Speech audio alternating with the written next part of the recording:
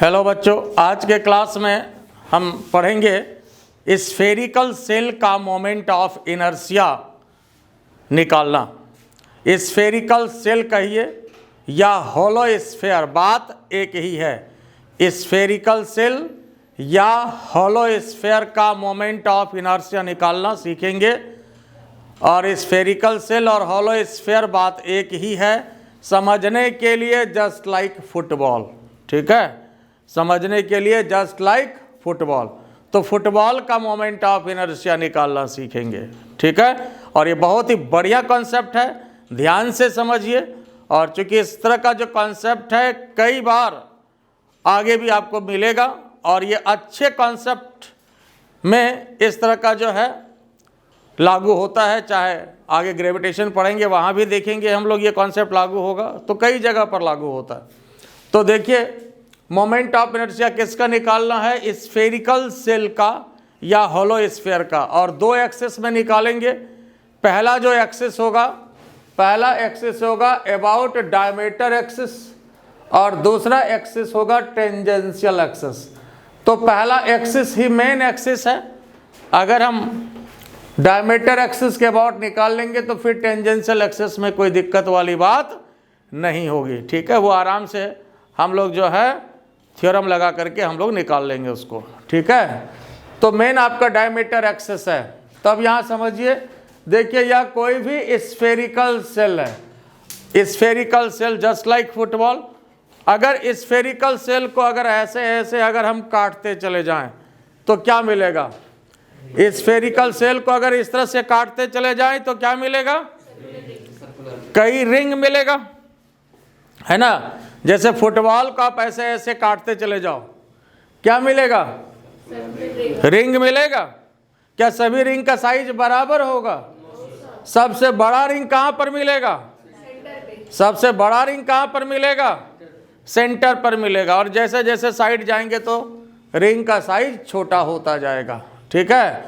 तो हमने कहा ये आपको मोमेंट ऑफ इनर्शिया का टिप्स ये है कि हम लोग इसमें 3 मेजर स्टेप से होकर के गुजरेंगे, ठीक है। 3 मेजर स्टेप होगा। 3 स्टेप आपको ध्यान से देखना है। पहला स्टेप में क्या निकालेंगे? जो एलिमेंट्री पार्ट है उसका मोमेंट ऑफ इनर्शिया निकालेंगे। क्या करेंगे? पहला स्टेप में जो एलिमेंट्री पार्ट है उसका मोमेंट ऑफ इनर्शिया को निकालेंगे, ठीक है। एलिमेंट्री पार्ट का पहले मास निकालेंगे, फिर उसके बाद मोमेंट ऑफ इनर्शिया निकालेंगे, ठीक है। तो पहला तो एलिमेंट्री पार्ट का मास निकालना है। अब ये बताइए कि यहाँ पर यह जो है, यहाँ पर यह स्फेरिकल सेल को जब ऐसे काटते चले जाएंगे तो क्या मिलेगा? एलिमेंट्री रिंग मिलेगा। तो यहाँ पर एक जो ये काटा गया है, ये जो आप देख रहे हैं, ये एलिमेंट्री रिंग है। ये जो शेडेड पार्ट आप देख रहे हैं, this is your elementary ring. बाहर वाला पार्ट दिख रहा है, क्योंकि फिगर आपका 3 डायमेंशनल है, 3D फिगर है ना। तो इसके अंदर भी होगा, तो आपको ये पार्ट ऊपर वाला दिख रहा है। और देखिए, जैसे रेडियस जो है, ये फुटबॉल का रेडियस मतलब स्फेरिकल सेल का रेडियस है r। तो यहाँ पर जो है ये कितना हो गया? r sin थीटा हो गया। अगर ये r है तो इधर वाला पार्ट r cos थीटा, इधर वाला पार्ट r sin थीटा। तो हमको ये काम है, इसकी जरूरत नहीं है, ये इसकी जरूरत है। तो ये कितना हो गया? r sin थीटा हुआ। तो रेडियस जो है इसका जैसे जैसे इधर जाएंगे छोटा होता जाएगा। ऐसे भी समझिए, जैसे जैसे थीटा घटता जाएगा, इधर यहाँ पर काटेंगे रिंग और छोटा होगा, थीटा घटेगा, साइन थीटा का वैल्यू घटेगा, तो ये रिंग का रेडियस घटेगा। फिर जैसे यहाँ पर अगर रिंग काटे, देखिए थीटा बड़ा होगा, जैसे जैसे थीटा बढ़ता जाएगा वैसे वैसे रिंग का साइज क्या होगा? बढ़ता जाएगा। ये बात क्लियर हुआ कि नहीं? यहाँ पर एलिमेंट्री रिंग पर हम ये विचार कर रहे हैं। तो पहला स्टेप में तो एलिमेंट्री रिंग का हमें मास चाहिए, ठीक है। और इसके लिए क्या कंसीडर करेंगे? मास पर यूनिट एरिया की मास पर यूनिट वॉल्यूम? मास पर यूनिट एरिया कंसीडर करेंगे। तो मास पर यूनिट एरिया, या इसको सरफेस डेंसिटी भी कहते हैं। मान लिया सरफेस डेंसिटी रो है, ये जो कंसीडर करेंगे ये सब गायब होगा। तो यहाँ पर रो मान लिया, और यह है क्या? मास पर यूनिट एरिया। तो मास पर यूनिट एरिया का क्या मतलब होता है? मास अपॉन एरिया। मास पर यूनिट एरिया का क्या मतलब होता है? मास अपॉन एरिया। तो m/4πr²। अब यहाँ देखिए, तो ये रो का वैल्यू m/4πr² हो गया, इसलिए कि एरिया कितना होगा स्फेरिकल सेल का 4πr² होता है। ये ऊपर का क्षेत्रफल है, ऊपरी एरिया, तो 4πr² होगा। हालांकि सॉलिड स्फीयर होगा तो भी इसका ऊपरी क्षेत्रफल तो इतना ही होता है, 4πr²। अब यहाँ इसी बात को लिखा गया है, spherical cell can be divided into several elementary ring. Spherical cell को कई एलिमेंट्री रिंग में डिवाइड कर सकते हैं, ठीक है।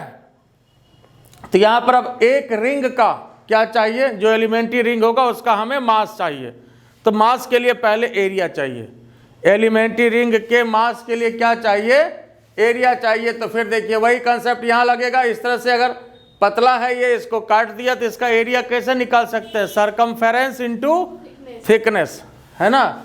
Area of the elementary ring के लिए क्या फॉर्मूला होगा, circumference into thickness, circumference into thickness. इसलिए ये एलिमेंट्री पार्ट को जब हम लोग काट दिए तो ये रेक्टेंगल बन जाएगा। तो वही लंबाई गुना चौड़ाई वाला कंसेप्ट आ गया कि नहीं आ गया, आई बात समझ में। इस तरह से काट के इसको सीधा कर दिया तो ऐसा हो जाएगा ये। तो यहाँ पर जो इसका सरकमफेरेंस था, कितना लंबाई हो गई, तो सरकमफेरेंस इसकी हो कितनी जाएगी, 2πr या 2πr sin theta, 2πr sin theta. इसलिए कि रेडियस इसका r नहीं बल्कि r sin थीटा है। और उसके बाद अब ये चीज़ चाहिए, तो ये चीज़ कितना होता है, rd थीटा, ये आपको पता है। ये इसका जो वैल्यू होगा mn का वैल्यू कितना होगा, rd थीटा। फिर वही बात क्यों होगा, तो ये बराबर यूज होता है, डायरेक्ट आपको पता है। ये d थीटा इक्वल टू क्या होता है, r का अपॉन रेडियस। तो d theta equal to r का कितना हो गया, mn, नीचे रेडियस, तो mn कितने के बराबर हो गया, rd थीटा। तो इसको डायरेक्ट याद रखना है, क्योंकि बार बार ये चीज़ यूज होने वाला है, तो इसलिए इसको डायरेक्ट याद रखना है कि mn कितना हो गया साहब, rd थीटा। तो ये देख लीजिए rd थीटा आपका, ये आपका थिकनेस हो गया। तो अब यही आपका एलिमेंट्री रिंग था, इसको तोड़ के सीधा किया, ये ऐसे रेक्टेंगल बना, आयत बना। तो इसका जो है अब हमें एरिया चाहिए, तो सरकमफेरेंस इनटू थिकनेस, मतलब लंबाई गुना चौड़ाई वाली बात हो गई। तो वही सरकमफेरेंस इनटू थिकनेस, तो सरकमफेरेंस क्या स्थान पर 2πr sin थीटा आया, और थिकनेस के स्थान पर कितना आ गया, rd थीटा। तो ये एरिया हुआ, क्या निकला, एरिया 2π 2r आ गया, r² कर दीजिए, sin थीटा d थीटा। तो ये क्या निकला साहब, क्या निकला, ये एरिया निकला एलिमेंट्री रिंग का। निकालना क्या है, अब मास निकालना है। मास पहला स्टेप का है, मास निकालना है। तो मास के लिए क्या करोगे, यहाँ पर सरफेस डेंसिटी से गुना कर देंगे। ये मास पर यूनिट एरिया हमने माना है। इसका क्या मतलब हुआ, इकाई एरिया का मास इतना, इकाई एरिया का मास इतना, तो इतना एरिया का कितना, इंटू रो कर देंगे। यूनिट एरिया का मास इतना, तो इतना एरिया का कितना, इससे रो को मल्टीप्लाई कर देंगे। आई बात समझ में। तो यहाँ पर जो है mass of elementary ring, mass of elementary ring, elementary ring का मास कितना होगा साहब, बोलो, 2π, बोलते चलिए आप लोग, साइन थीटा d थीटा, उसके बाद इंटू, कोई तकलीफ इसमें, 2πr² sin theta d theta into rho. ये किसका मास निकला, एलिमेंट्री रिंग का, एलिमेंट्री रिंग का मास निकला। और ये पहला स्टेप हो गया। अब इसके बाद क्या करेंगे हम लोग, एलिमेंट्री रिंग का मोमेंट ऑफ इनर्शिया निकालेंगे। क्या करेंगे, एलिमेंट्री रिंग का मोमेंट ऑफ इनर्शिया निकालेंगे। देखो रिंग है तो इसका moment of inertia mass into radius square ले सकते हैं। यह तो एलिमेंट्री पार्ट, ये रिंग बना, तो कोई भी रिंग का moment of inertia mass into radius square लिया जा सकता है। अब यहाँ पर देखिए ऊपर लिखा हुआ है, तो देख लीजिए, यहाँ तक कोई दिक्कत तो नहीं। अब यहाँ देखिए,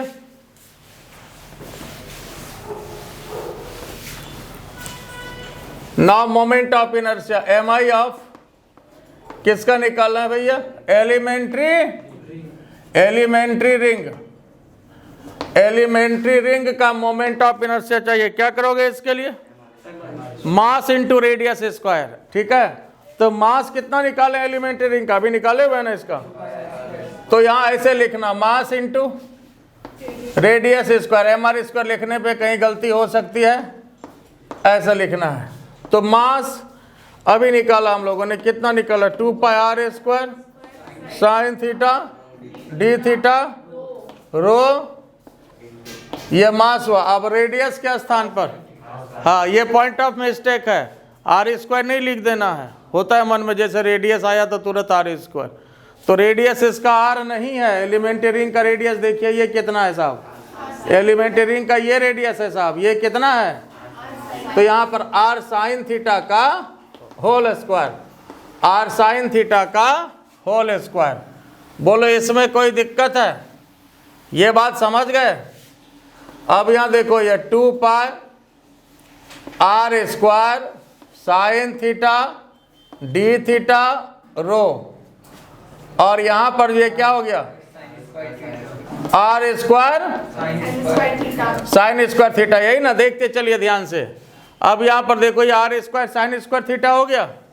अब इसमें कितना, यहाँ पर देखो 2 पाई, और ये कितना हो गया यहाँ पर R4 साइन थीटा और sign square theta, sign cube theta d theta into rho. ये किसका मोमेंट ऑफ इनर्शिया हो गया, ये किसका मोमेंट ऑफ इनर्शिया हुआ, एलिमेंट्री रिंग का। किसका मोमेंट ऑफ इनर्शिया मिला, एलिमेंट्री रिंग का। मास इंटू रेडियस स्क्वायर किया, मास ये है, और रेडियस कितना है यहाँ पर इसका, आर साइन थीटा है ना, आर साइन थीटा का स्क्वायर किया, तो यहाँ पर ये हमें मिल गया। ये किसका मोमेंट ऑफ इनर्शिया निकला, एलिमेंट्री रिंग का। अब क्या करना है, अब किसका निकालना है, पूरे स्फेरिकल सेल का निकालना है, पूरे फुटबॉल का निकालना है। किसका निकालना है, पूरे स्फेरिकल सेल का, मतलब पूरा फुटबॉल का निकालना है। तो क्या करना पड़ेगा, now M I of whole spherical cell, spherical cell, पूरे स्फेरिकल सेल का मोमेंट ऑफ इनर्शिया निकालना है। तो क्या करना पड़ेगा, इसको इंटीग्रेशन करना पड़ेगा। 2 pi R4 sine cube theta d theta रो।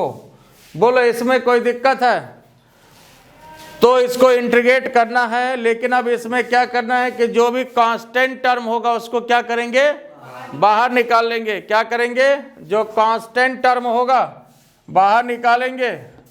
तो आइए पहले 2 बाहर, पाई बाहर, कैपिटल आर भी बाहर निकलना चाहिए कि नहीं निकलना चाहिए, कैपिटल आर ये फुटबॉल का रेडियस है, यह तो फिक्स है। कैपिटल आर क्या है, फुटबॉल का रेडियस है। यहाँ पर यह भी फिक्स है, इसको भी बाहर करिए।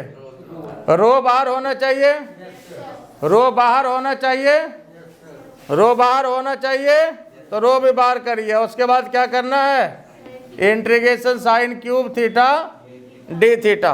बोलो कोई तकलीफ है इसमें, ये बात समझ गए।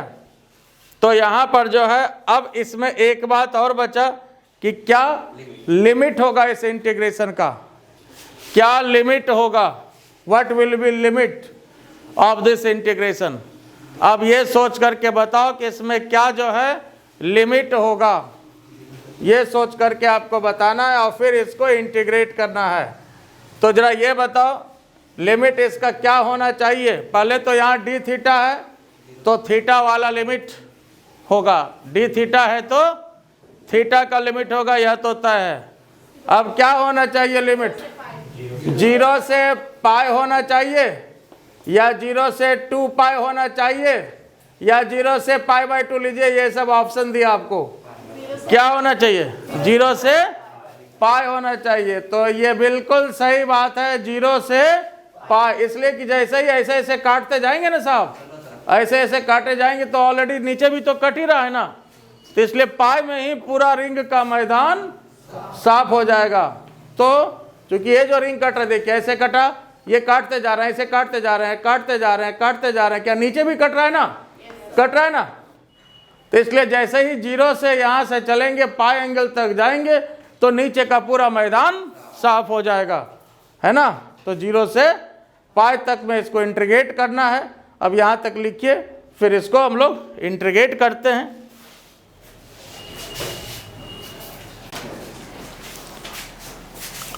आइए अब देखिए, तो यहाँ पर इसको अब इंटीग्रेट करना है, और यहाँ जो है साइन क्यूब थीटा है, साइन क्यूब थीटा है, ठीक है।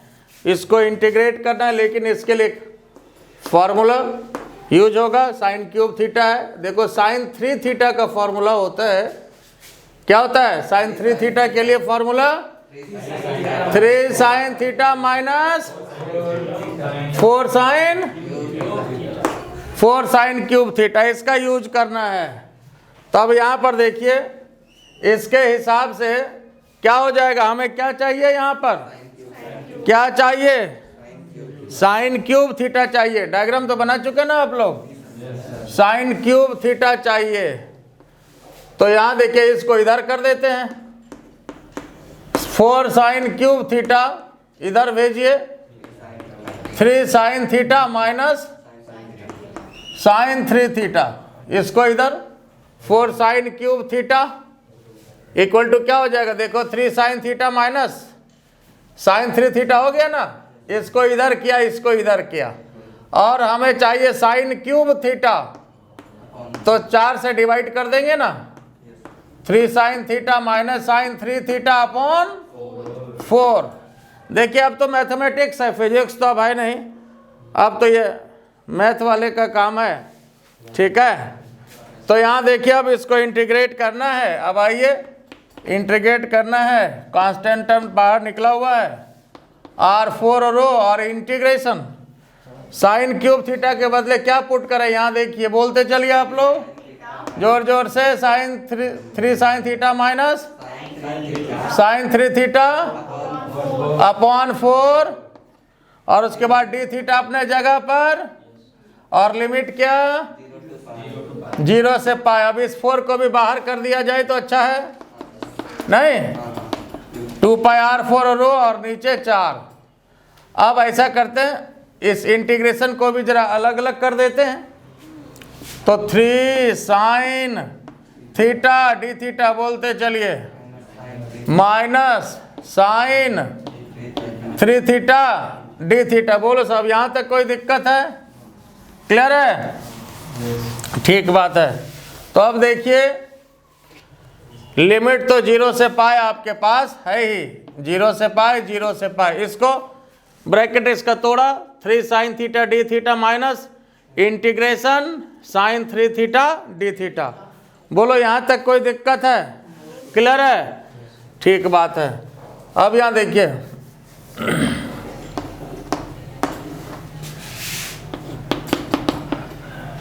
ये कट जाएगा, तो पाई R4 रो अपॉन 2, ठीक है। तो अब यहाँ देखो 3 भी बाहर निकल जाएगा, इंटीग्रेशन क्या करेंगे, sine theta d theta minus integration sine 3 theta d theta. एक स्टेप और लिया, चलिए 0 से पाई 0 से पाई पाई R4 अपॉन 2 इंटू रो, है ना। अब बोलो साहब, साइन थीटा का इंटीग्रेशन कितना, साइन थीटा का इंटीग्रेशन माइनस कॉस थीटा, ठीक बात है। तो 0 से पाई लगा दिया माइनस, ठीक है। तो यहाँ देखिए, अब साइन 3 थीटा का इंटीग्रेशन कितना, साइन 3 थीटा का इंटीग्रेशन बोलो माइनस कॉस 3 थीटा, और जो थीटा के बगल में होता है उससे क्या करते हैं, डिवाइड भी करते हैं। साइन थीटा का डिफरेंशिएशन कॉस थीटा होता है, और इंटीग्रेशन माइनस कॉस थीटा होता है, तो ये माइनस आ गया। उसके बाद 0 से पाई अपने जगह पर, और फिर देखिए पाई R4 रो अपॉन 2, और इस माइनस को भी बाहर निकाल लो, जो लफड़ा वाला चीज है उसको बाहर रखिए। अंदर कोई भी कांस्टेंट हो तुरंत बाहर करिए, अंदर माइनस हो उसको तुरंत बाहर करिए, मिस्टेक से बचने के लिए ये जरूरी है। तो अब लिमिट बैठाने का तरीका, कॉस थीटा के स्थान पर पाई माइनस कॉस 0। अब यहाँ भी माइनस को तुरंत बाहर करिए, तो माइनस माइनस प्लस हो गया, 1/3 भी बाहर हो गया, अंदर क्या बचा, अब देखिए तो कॉस 3 और थीटा के स्थान पर पाई माइनस कॉस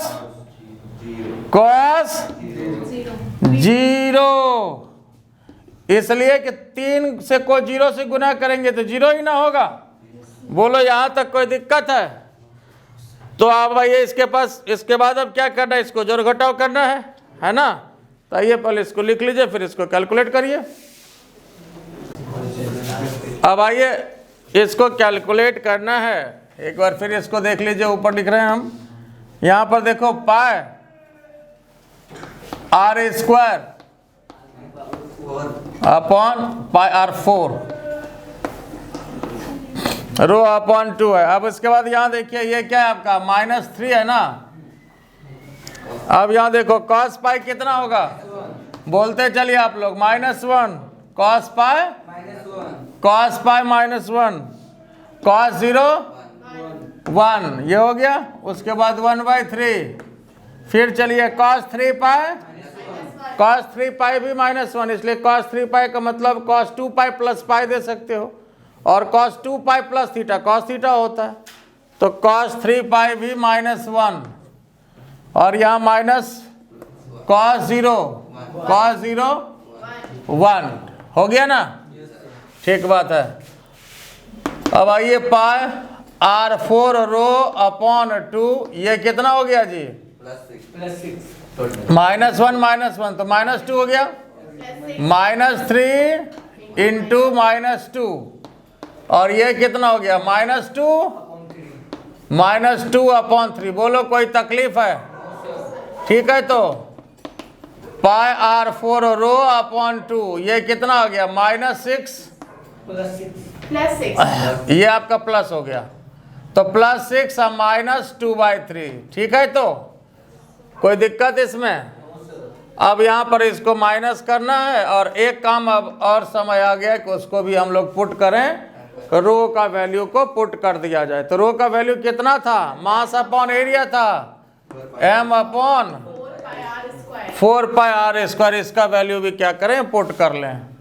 तो पाई R4 और रो के स्थान पर m upon 4 pi r square, और 2 तो यहाँ पर है ही अपने जगह पर, और यहाँ कितना आ गया देखो तो 3, 18 में 2 गया 16 आ गया, पाई भी खत्म हो गया, 4 दूना 8 दूना 16, 2 से खत्म हो गया, आर स्क्वायर यहाँ खत्म हो गया, तो आर स्क्वायर ऊपर बचेगा ना, mr स्क्वायर, और नीचे यहाँ इधर क्या बचा 2/3। तो यही होता भी है 2/3 mr स्क्वायर।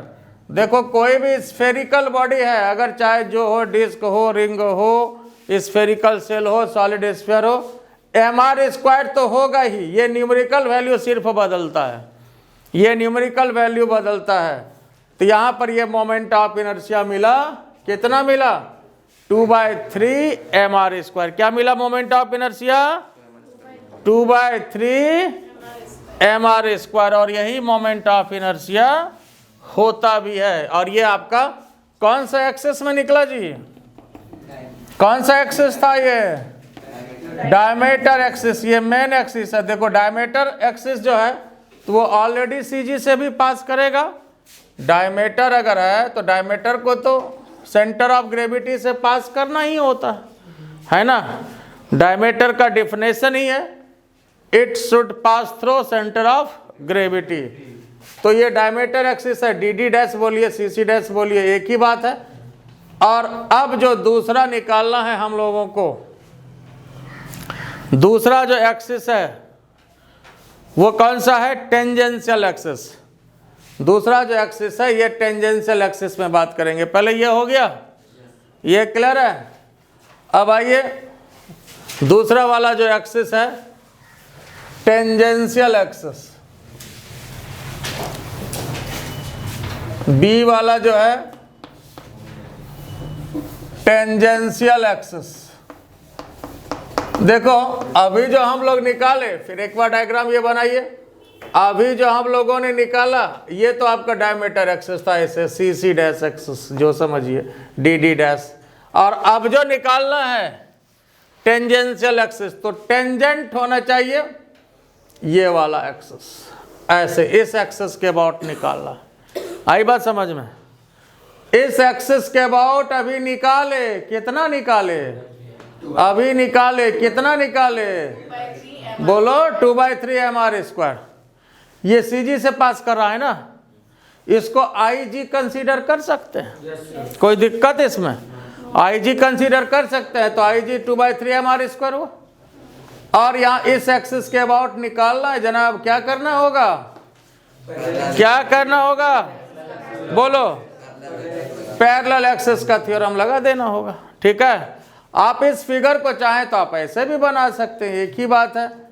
यहाँ इस एक्सिस के अबाउट हम निकाले IG 2/3 mr² और निकालना इस एक्सिस के अबाउट, और ये कितने के बराबर होगा? यहाँ से यहाँ तक R है, देख लीजिए। ये टेंजेंशियल एक्सिस है कि नहीं? टेंजेंशियल मतलब टेंजेंट होना चाहिए, तो इस पर ये टेंजेंट है। इसको TT डैश PP डैश जो मान लीजिए आप, और ये तो CC डैश है ही, और ये R है। तो क्या करेंगे? पैरेलल एक्सिस का थ्योरम लगा दें। बिल्कुल सही बात। तो चले आइए लगा दीजिए। According to theorem of parallel axis, क्या करना है? According to theorem of parallel axis, तो यहां पर पैरेलल एक्सिस का थ्योरम लगा देना है। क्या करना है? पैरेलल एक्सिस का थ्योरम लगा देना है। तो देखिए साहब, जब पैरेलल एक्सिस का थ्योरम लगाएंगे तो I इक्वल टू क्या हो जाएगा? IG MA², और A जो है दोनों पैरेलल एक्सिस के बीच का डिस्टेंस है, यही ना होता है? पैरेलल एक्सिस के बीच का डिस्टेंस कितना? A बराबर R। तो I इक्वल टू IG अभी निकाला हम लोगों ने 2/3 mr² प्लस mr², तो कितना हो गया? है ना, कितना हो गया? तो 1 + 1/2, तो 5/3 mr², यही ना? तो this is your moment of inertia. बोलो, इसमें कोई दिक्कत है? ये क्लियर हो गया? अब देखिए, ये मोमेंट ऑफ इनर्शिया हो गया। जैसे अगर क्वेश्चन पूछे कि अगर इस एक्सिस के अबाउट रेडियस ऑफ जायरेशन क्या होगा, कहीं भी किसी भी चीज का अगर मोमेंट ऑफ इनर्शिया आपको पता हो उस एक्सिस के अबाउट, पहले तो ये देखें कि हर एक एक्सिस के अबाउट मोमेंट ऑफ इनर्शिया अलग अलग होता है। तो हर एक एक्सिस के अबाउट रेडियस ऑफ जायरेशन भी अलग अलग होगा। हर एक एक्सिस के अबाउट मोमेंट ऑफ इनर्शिया अलग अलग होता है, तो हर एक एक्सिस के अबाउट रेडियस ऑफ जायरेशन भी अलग अलग होगा। जैसे अगर क्वेश्चन पूछे भैया अब इस एक्सिस के अबाउट रेडियस ऑफ जायरेशन क्या होगा, रेडियस ऑफ गायरेशन या रेडियस ऑफ जायरेशन अगर ये पूछता है, तो जो भी मोमेंट ऑफ इनर्शिया आपके पास निकला है, जो मोमेंट ऑफ इनर्शिया आपके पास निकला है उसको क्या कर देंगे? mk² के बराबर कर देंगे। क्या कर देंगे? उसको mk² के बराबर कर देंगे। तो I इक्वल टू mk², जो भी मोमेंट ऑफ इनर्शिया निकालना। तो यहाँ पर इस एक्सिस में क्या निकाले हम लोग? 5/3 mr², mk²। मास खत्म हो गया। अब यहाँ पर k का जो वैल्यू है वो आपको दे देना है। k² इक्वल टू कितना हो जाएगा? 5/3 r²। तो k इक्वल टू r √5/3। तो यही यहाँ पर रेडियस ऑफ जायरेशन हुआ। ये टेंजेंशियल एक्सिस के अबाउट में हुआ। ये टेंजेंशियल एक्सिस के अबाउट रेडियस ऑफ जायरेशन हुआ। तो कहीं भी अगर मोमेंट ऑफ इनर्शिया आपको पता है तो फिर रेडियस ऑफ जायरेशन निकालना बहुत आसान है। क्या करना है साहब? सीधा उसको mk² के बराबर कर दीजिए। लेकिन ये भी ध्यान रहे, ये रेडियस ऑफ जायरेशन इस एक्सिस के अबाउट हुआ। लेकिन अगर डायमीटर एक्सिस के अबाउट बात करें तो हम लोग डायमीटर एक्सिस के अबाउट भी रेडियस ऑफ जायरेशन को निकाल सकते हैं, है ना? पहला जो लिए थे अबाउट डायमीटर एक्सिस, तो क्या करना पड़ेगा? क्या करना पड़ेगा? तो I इक्वल टू फिर mk² कर देना। I कितना निकाले थे? 2/3 mr²। एम के स्क्वायर मास गया, बाकी के स्क्वायर 2/3 r² हो गया। तो k इक्वल टू लिख देना है r√2/3। आई बात समझ में? तो कहने का मतलब देखो कि अगर किसी भी चीज का अगर आपको रेडियस ऑफ जायरेशन पता हो, सपोज मान लो कि डायमीटर एक्सिस के अबाउट आपको रेडियस ऑफ जायरेशन पता हो। अगर मान लो यही आपको पता नहीं था मोमेंट ऑफ इनर्शिया क्या है, कोई बात नहीं, मान लो आपको रेडियस ऑफ जायरेशन पता हो किसी भी एक्सिस के अबाउट, अगर इसका मोमेंट ऑफ इनर्शिया निकालना हो उस एक्सिस के अबाउट तो क्या करेंगे? तो अगर आई निकालना है तो आई इक्वल टू एम के स्क्वायर, सीधी बात। मास सीधा क्या आपको पता है, इसको स्क्वायर कर दिया, हो गया। और क्या, r² और यहाँ पर इसका स्क्वायर करेंगे 2/3, देख लो आ गया ना, तो 2/3 mr²। तो ये रेडियस ऑफ जायरेशन का एप्लीकेशन है कि कोई भी चीज का मोमेंट ऑफ इनर्शिया अगर आपको निकालना हो, अगर रेडियस ऑफ जायरेशन पता हो तो आप एम के स्क्वायर कर दीजिए। तो किसी भी चीज का मोमेंट ऑफ इनर्शिया एम के स्क्वायर तो हम लोग ले ही सकते हैं, mr² किसी भी चीज का मोमेंट ऑफ इनर्शिया नहीं ले सकते। एम के स्क्वायर किसी भी चीज का मोमेंट ऑफ इनर्शिया ले सकते हैं जहां के क्या होगा, रेडियस ऑफ जायरेशन होगा। अब रेडियस ऑफ जायरेशन आपको पता हो, खोजिए, वो आपका काम है ना। लेकिन एम के स्क्वायर किसी भी चीज के मोमेंट ऑफ इनर्शिया को हम दे सकते हैं जहां के क्या होगा, रेडियस ऑफ जायरेशन होगा। आई बात समझ में? किसी भी चीज का मोमेंट ऑफ इनर्शिया एम के स्क्वायर दे सकते हैं। अब बोलो ये बात क्लियर हो गया? ये लिख लिया आप लोग? अच्छा ये बताओ, देखो जैसे मान लो अब इसमें ये तो देखे, हालांकि इसका बात अब खत्म हो गया। अब इसमें हम ये एक छोटा सा क्वेश्चन दे रहे हैं आपको कि मान लो ये स्फेरिकल सेल है, इस एक्सिस के अबाउट तो मोमेंट ऑफ इनर्शिया हम लोग देख लिए है ना। और अगर यहाँ पर अगर एक एक्सिस बना दें, इसका इस एक्सिस के अबाउट मोमेंट ऑफ इनर्शिया आप बताइए, और इसका यहाँ से यहाँ तक का जो डिस्टेंस है ये 3r है, और ये आपका ये रेडियस आपका जो है ये r है। ये इस एक्सिस के अबाउट मोमेंट ऑफ इनर्शिया बताइए। जैसे मान लो ये स्फेरिकल सेल है, क्या है ये स्फेरिकल सेल है या हॉलो स्फेयर है, ठीक है। और ये एक्सिस देना जरूरी नहीं है, ये तो आपको दे करके समझ लो कि आसान कर रहे हैं क्वेश्चन को। ये आपको स्फेरिकल सेल दिया और इस एक्सिस के अबाउट मोमेंट ऑफ इनर्शिया आपको बताना है, क्या करेंगे बताओ तो जरा। इस एक्सिस के अबाउट मोमेंट ऑफ इनर्शिया बताना है, क्या करेंगे? तो पैरेलल एक्सिस वाला थ्योरम लगा देंगे।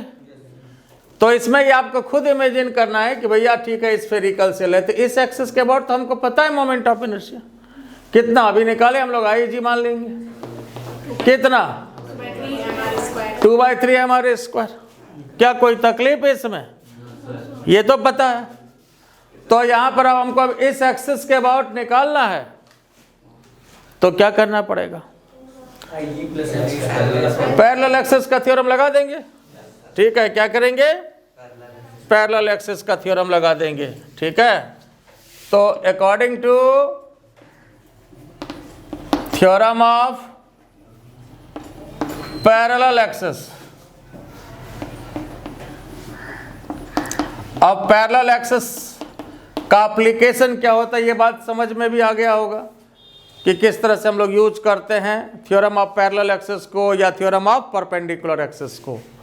तो यहाँ पर लगा दीजिए I equal to IG plus MA²। इसमें दो बात का ध्यान रखना, एक तो IG आपको पता है और इसमें खासा ध्यान A का रखना है। A कितने के बराबर होगा यहाँ, चूंकि ये डिस्टेंस हमने आपको दिया है 3r और स्फेरिकल सेल का रेडियस ऑलरेडी r दिया हुआ है, तो 3r प्लस r मतलब 4r। तो यहाँ पर अब लगा दीजिए IG कितना हो गया साहब, 2/3 mr² प्लस m, एक के स्थान पर 4r का स्क्वायर। बोलो कोई तकलीफ है इसमें? ठीक है। तो mr² प्लस कितना हो गया जी, 16 mr²। अब जोड़ दीजिए जो है 50/3, ठीक बात है, तो 50/3 mr²। बोलो ये बात समझ में आया? मोमेंट ऑफ इनर्शिया कितना आ गया, 50/3 mr²। फिर अगर पूछा अच्छा इस एक्सिस के अबाउट रेडियस ऑफ जायरेशन बताइए, तो फिर इसको m के स्क्वायर कर देना है ना। तो यहाँ पर पहले तो ये आंसर हो गया। अगर इस एक्सिस के अबाउट अगर पूछे फिर हम कि ये बोले साहब कि रेडियस ऑफ जायरेशन क्या होगा, तो क्या करना, आई को फिर m के स्क्वायर कर देना है ना। 50/3 mr square equal to m के स्क्वायर। m गया, रूट इस पर चढ़ा दीजिए, हो गया। तो k इक्वल टू क्या हो जाएगा, जो रूट अंडर 50/3 r स्क्वायर, तो r बाहर कर लीजिए 50/3। बोलो इसमें कोई दिक्कत, ये समझ गए, ये क्लियर हो गया। तो इस तरह से अगर इस बॉडी का मोमेंट ऑफ इनर्शिया इस एक्सिस के अबाउट पता है, ठीक है, तो हम लोग टेंजेंशियल एक्सिस में भी निकाले पैरेलल एक्सिस का लगा करके, और फिर मान लो ये नहीं पूछ रहा हो, आपको कोई भी अनदर एक्सिस दे दिया जो कि इसके पैरेलल है, तो फिर हम लोग इसके अबाउट भी लगा सकते हैं। बोलो कोई दिक्कत है इसमें। तो ये स्फेरिकल सेल का मोमेंट ऑफ इनर्शिया निकला, और अगले लेक्चर में हम निकालेंगे सॉलिड स्फीयर का मोमेंट ऑफ इनर्शिया। और सॉलिड स्फीयर का मोमेंट ऑफ इनर्शिया में स्फेरिकल सेल के मोमेंट ऑफ इनर्शिया का एप्लीकेशन है कौन सा, तो 2/3 mr स्क्वायर वाला, 2/3 mr स्क्वायर वाला। सॉलिड स्फीयर का मोमेंट ऑफ इनर्शिया दो तरह से निकलता है, एक स्फेरिकल सेल के यूज से, और दूसरा जो डिस्क का मोमेंट ऑफ इनर्शिया बताए हैं उसके एप्लीकेशन से भी निकलता है ना। डिस्क के एप्लीकेशन से भी निकलता है और स्फेरिकल सेल के एप्लीकेशन से भी निकलता है। तो स्फेरिकल सेल के एप्लीकेशन से निकालना जो है वो कंपैरेटिवली ज़्यादा आसान होता है, ठीक है। तो हम लोग इसको निकालेंगे सॉलिड स्फीयर का moment of inertia in the next lecture. Now please like and subscribe my channel and share it. Thank you.